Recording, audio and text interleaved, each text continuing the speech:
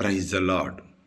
మన ప్రభును రక్షకుడైన యేసుక్రీస్తు అతి శ్రేష్టమైన నామములో ఈ వీడియో వింటున్న దేవుని పిల్లలైన మీ అందరికీ ప్రభు పేరిట వందనాలు తెలియజేస్తున్నాను.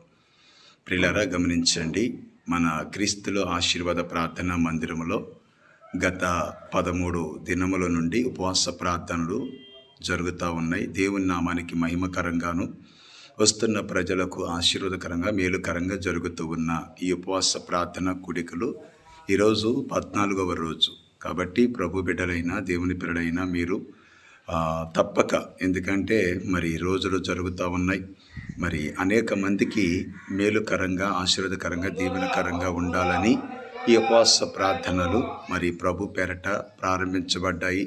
ప్రభు నామములో దీవెనకరంగా జరిగించబడతా ఉన్నాయి. కాబట్టి మీరు కూడా దేవుని యొక్క సన్నిధికి రావడానికి ప్రేమతో మిమ్మల్ని ఆహ్వానిస్తున్నాను. పగలు 10 గంటల నుంచి ప్రారంభమవుతున్నాయి. 2 గంటల వరకు విరామం లేకుండా ప్రార్థనలు, కీర్తనలు, అలాగే దేవుని యొక్క చక్కటి ఉపదేశాన్ని మరి బోధించడం జరుగుతుంది.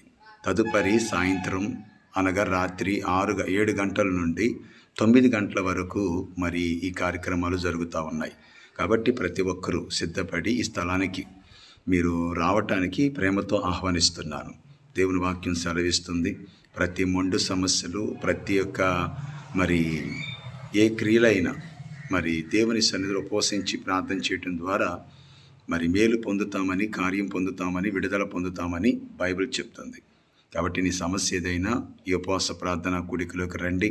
దేవుని కార్యాన్ని మీరు అనుభవించవలసిందిగా మరొకసారి ప్రభు పేరట మీకు హృదయపూర్వకంగా తెలియజేస్తున్నాను. మన నూజివీడు గొడుగువారు గూడెంలో క్రీస్తుల ఆశీర్వాద ప్రార్థనా మందిరంలో ఈ కార్యక్రమాలు జరుగుతూ ఉన్నాయి.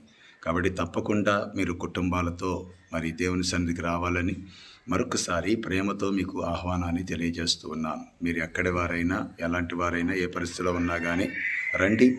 సంఘమంతా కలిసి మీ కొరకు ప్రార్థన చేయడానికి మేము సిద్ధంగా ఉన్నాం. కాబట్టి మరి మీరు కూడా దేవుని సన్నిధిలో సిద్ధపడి మీ సమస్య ఏదైనా మరి తీసుకొని దేవుని సన్నిధికి రండి. మీకోసం ప్రార్థనలు చేయబడతాయి. ప్రభు దీవెన, ప్రభు కృప మీకు తోడయుండును గాక. ఆమేన్. Praise the lord.